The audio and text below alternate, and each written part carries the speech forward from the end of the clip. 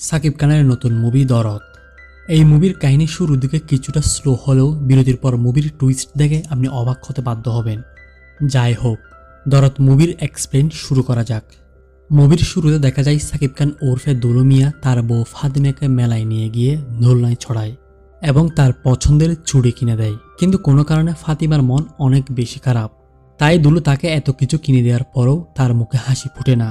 নৌকাঘরে বাড়ি ফেরার সময় দুলু মিয়া ফাতিমাকে পেছনে রেখে নদীর দিকে তাকিয়ে বলে, আমি তোমার মুখে হাসি ফোটানোর জন্য এত কিছু করলাম, কিন্তু তুমি একটুও হাসলা না। তোমার মুখ গোমড়া থাকলে আমার কষ্ট হয় না বুঝি? ওই সময় দুলু মিয়া পানিতে কিছু পড়ার শব্দ শুনতে পান। তখন পেছন থেকে ফিরে সামনে তাকলে দেখে ফাতিমা নদীতে ঝাঁপ দিয়েছে। দুলু মিয়া আতঙ্কিত হয়ে চিৎকার দিলে তার ঘুম ভেঙে যায়। বিছানায় দেখে তার পাশে বউ নেই। ভয়ে ভয়ে সে অন্য রুমে এসে দেখে তার বউ ফাতিমা টিভিতে নায়ক সরফরাজ খানের মুভি দেখতেছে। দুলু মিয়া ফাতিমাকে বলে, হুট করে ঘুম থেকে উঠে টিভি দেখতেছ, আমাকে জানিয়ে আসতে পারতে। ফাতিমা অভিমান করে বলে, তোমাকে কেন বলবো, তুমি তো আমাকে ভালোই বাসো না। বিয়ের সময় বলেছিলে তুমি আমাকে আমার স্বপ্নের নায়ক সরফরাজ খানের সাথে দেখা করাবা, কই এই ওয়াদা তো রক্ষা করনি? দুলু মিয়া বলে, আরে পাগলি, সরফরাজ খান আগামীকাল আমাদের শহরে আসবে, আমরা দুজন কাল দেখা করতে যাচ্ছি। তখন ফাতিমা খুশি হয়ে বলে, এত খুশির খবর আমাকে আগে জানাওনি কেন? দুলু মিয়া বলে, সারপ্রাইজ ছিল, চলো এবার ঘুমাতে যাই, কাল তাড়াতাড়ি বের হতে হবে। পরদিন সকালে সরফরাজ খানের শুটিং সেট দেখানো হয়। সময় মতো নায়ক নায়িকার শুটিং সেটে না আসায় ডিরেক্টর লিয়াকত ভীষণ বিরক্ত। ওই সময় সরফরাজ খানের ম্যানেজার জন সরফরাজের জন্য কফি নিয়ে যাচ্ছিল।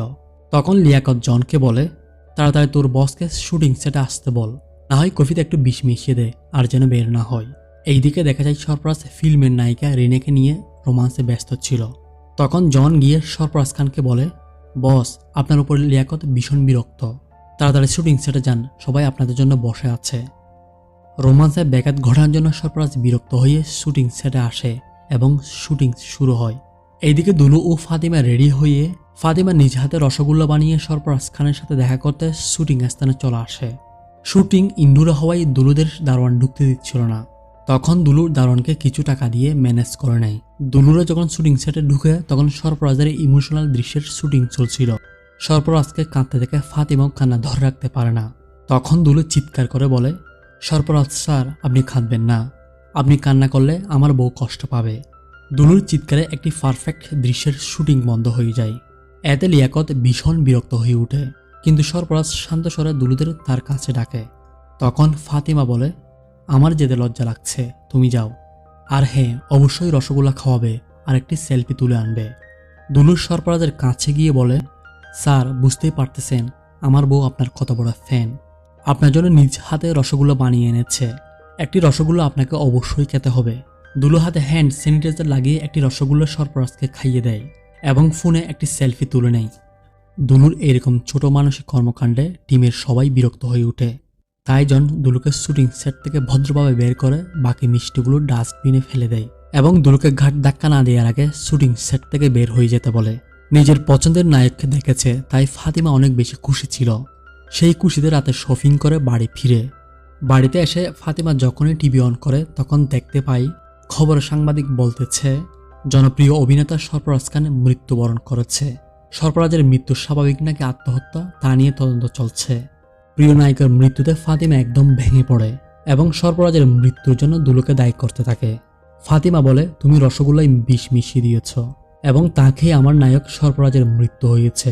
আমি যে সরফরাজকে পছন্দ করি তা তুমি একদম সহ্য করতে পারো না, তাকে আমি বুঝি না।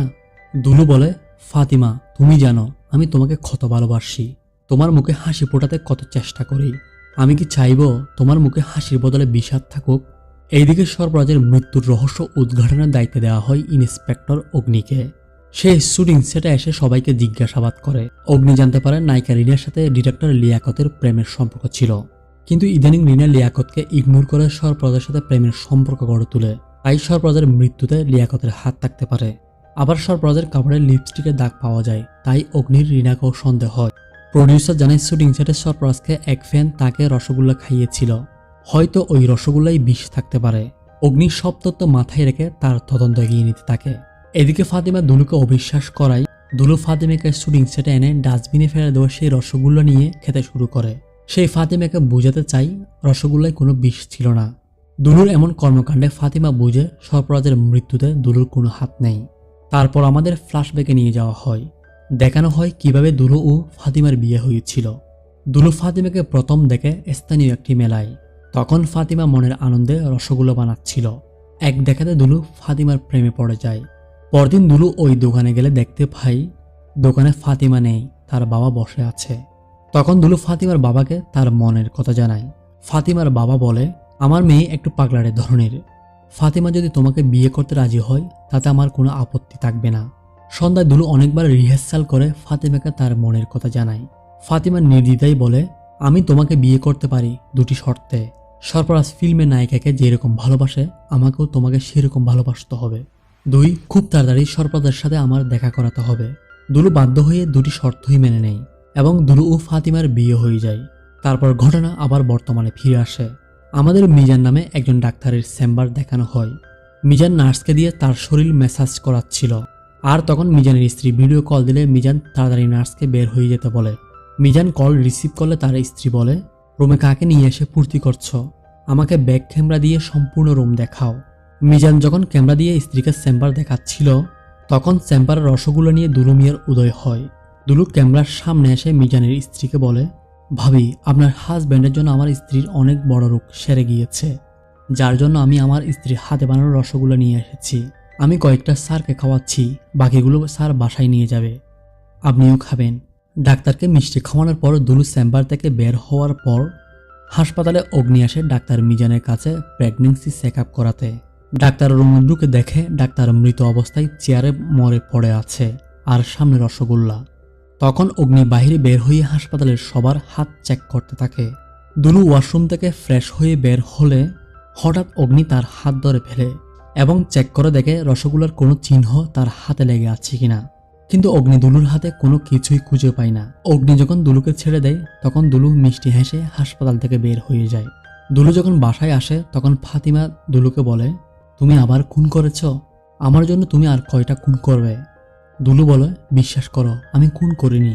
এইসব খুনের সাথে কেন বারবার আমার নাম জড়িয়ে যাচ্ছে আমি কিছুই বুঝতে পারছি না।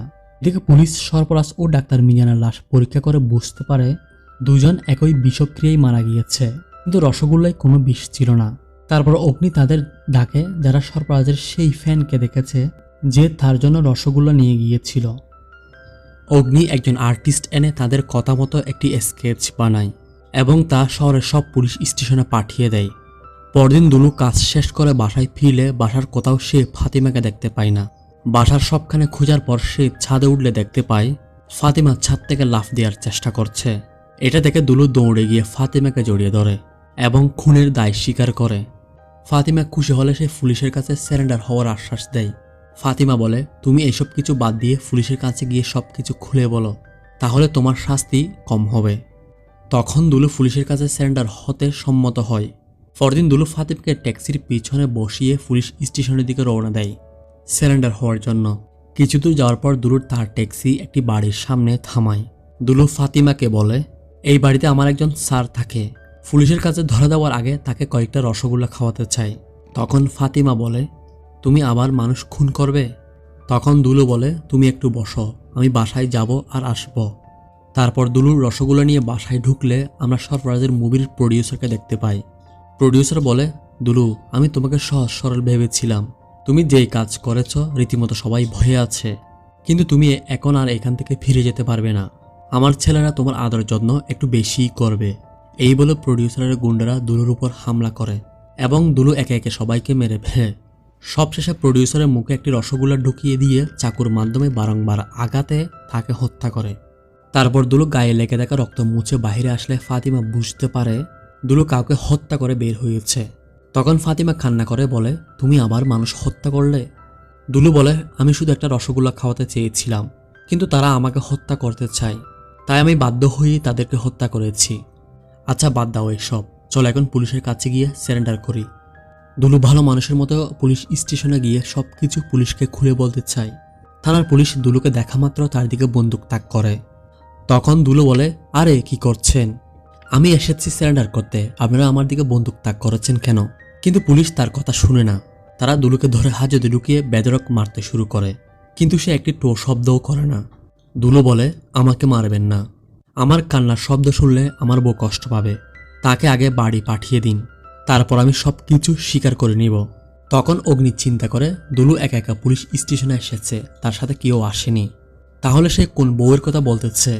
তখন আমরা বুঝতে পারি আসলে ফাতিমা বলে কেউ এখন পৃথিবীতে এক্সিস্ট করে না। ফাতিমার সাথে কথোপকথন সব দুলুর কল্পনা ছাড়া আর কিছুই না। তারপর অগ্নি সব ঘটনা বুঝতে দুলুর বাড়িতে একটি টিম পাঠায় দুলুর ব্যাপারে বিস্তারিত খবর জানতে। পুলিশ এসে দুলুর সারাঘর তল্লাশি করে, সেখানে তার স্ত্রী ফাতিমার ছবি ছাড়া আর কিছুই পাওয়া যায়নি। পুলিশ পাড়া প্রতিবেশীদের সাথে কথা বলে জানতে পারে দুলুর স্ত্রী আত্মহত্যা করার পর সে প্রায় পাগল হয়ে গিয়েছে, প্রায় সময় সে নিজে নিজে কথা বলে।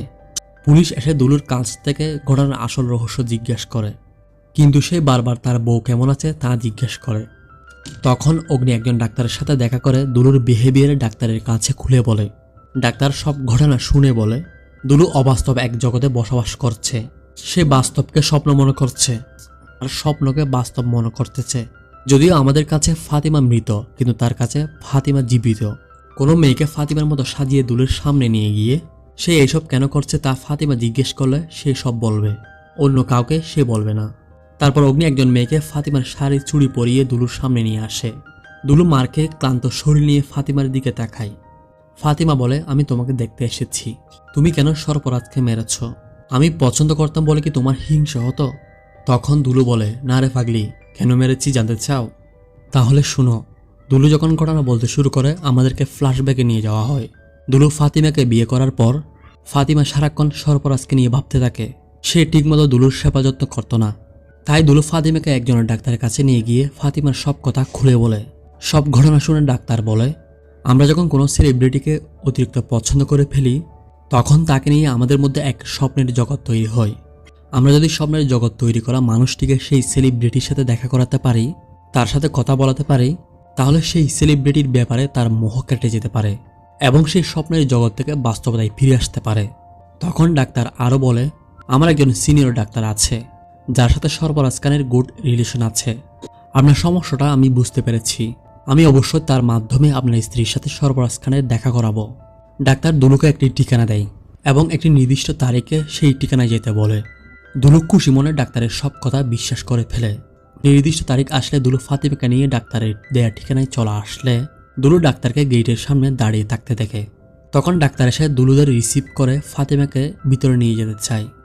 তখন দুলু ভিতরে যেতে চাইলে ডাক্তার বলে, সর্পরাজ বেশি মানুষ দেখলে রাগ করতে পারে, তাই তোমার না যাওয়া উচিত। ফাতিমা দুলুকে বলে, সমস্যা নেই, তুমি বাইরে দাঁড়াও, আমি যাব আর সর্পরাজের সাথে দেখা করেই চলে আসব। ফাতিমার কথায় আশ্বস্ত হয়ে দুলু ফাতিমাকে ভিতরে পাঠায়। ফাতিমা সর্পরাজকে সত্যি সত্যি দেখতে পেয়ে অনেক বেশি খুশি হয়। সে এতদিনের সব কথা খুলে বলতে চায়। তখন আমরা সেখানে দেখতে পাই ডাক্তার মিজান ও ফিল্ম ডিরেক্টরকে। তারা দুজন এই ডাক্তারের মাধ্যমে প্ল্যান করে ফাতিমাকে এখানে এনেছে তাদের গোপন অভিলাষ পূরণ করার জন্য। কারণ ফাতিমাকে দেখে এই ডাক্তারের পছন্দ হয় এবং তা তার বস লম্পট মিজানকে জানায়। ডাক্তার ফাতিমাকে ভোগের পণ্য বানিয়ে নিজের প্রমোশন আদায় করে নিতে চায়। তারপর মিজান সর্পরাজের মতে ড্রাগ মিশিয়ে দিয়ে তাকে অচেতন করে ফেলে এবং তারা সবাই ফাতিমার সাথে পৃথিবীর আদিম খেলায় মেতে উঠে। একে একে সবাই ফাতিমার উপর হামলে পড়ে এবং সে অনেক চিৎকার চেঁচামেচি করে, কিন্তু তার কান্নার আওয়াজে দুলু মিয়ার কানে পৌঁছায় না। কিছুক্ষণ পর সর্পরাজের বাড়ি থেকে একে একে সব হায়না বেরিয়ে পড়ে। সবাই বেরিয়ে যাচ্ছে, অত ফাতিমা এতক্ষণ কেন আসছে না তা দেখার জন্য দুলু দারোয়ানকে ধাক্কা দিয়ে বাড়ির ভিতর ঢুকলে জীবনে বিভৎস এক ঘটনার সাক্ষী হয়। সেই ফাতিমাকে অর্ধনগ্ন অবস্থায় ফ্লোরে পড়ে থাকতে দেখে কি করবে বুঝতে না পেরে সে ফাতিমাকে বাসায় নিয়ে আসে, নিজ হাতে গোসল করায়। এরপর ফাতিমা যেন এক জীবন্ত লাশ হয়ে উঠে, আগের মতো কথা বলে না, হাসে না। তাই দুলু ফাতিমাকে মেলায় নিয়ে গিয়েছিল একটু খুশি করার জন্য, যা সিনেমার প্রথমে দুলু স্বপ্ন দেখেছিল। নিজের উপর হওয়া অত্যাচারের ট্রমা ভুলতে না পেরে ফাতিমা নদীতে ঝাঁপ দিয়ে আত্মহত্যা করে, যার প্রতিশোধ দুলু নিয়েছে। দুলুর জীবনের কাহিনী শুনে অগ্নির পুরো টিম ইমোশনাল হয়ে পড়ে। তাকে জেলে না দিয়ে মানসিক হাসপাতালে পাঠায়। সেখানে দুলুর হাবভাব দেখে বোঝা যায় দুলুর কোনো মানসিক সমস্যা নেই। সে সবাইকে বোকা বানিয়েছে তার সাজা কমানোর জন্য। দুলু বিষ রসগোল্লায় মিশাতো না, মিশাতো হ্যান্ড স্যানিটাইজারে। তাই পুলিশ রসগোল্লায় বিষের আলামত পায়নি। আর মুভির কাহিনী এখানেই সমাপ্ত হয়।